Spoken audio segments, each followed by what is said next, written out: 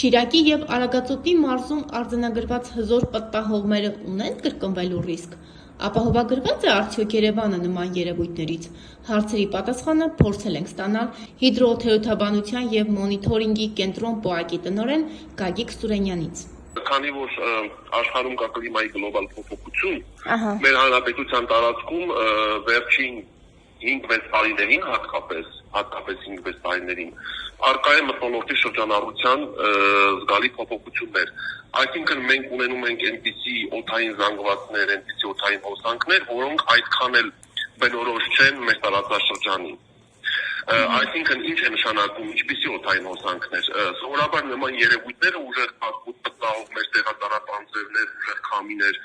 պայմանավորված են տարվայի ժամանակահատվածում ծեծովի շրջաններից ցուրտ մթնոլորտային ճակատների անցման հետ։ Ահա այդ պրոցեսները, այդ ցուրտ մթնոլորտային ճակատները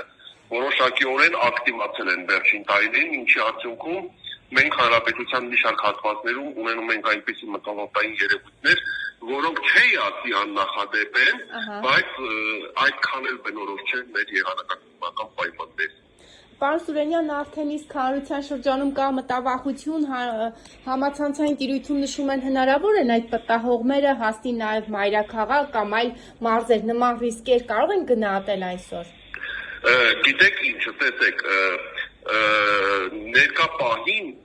սովորաբար նման երևույթների կոնկրետ տեղը կանխատեսելը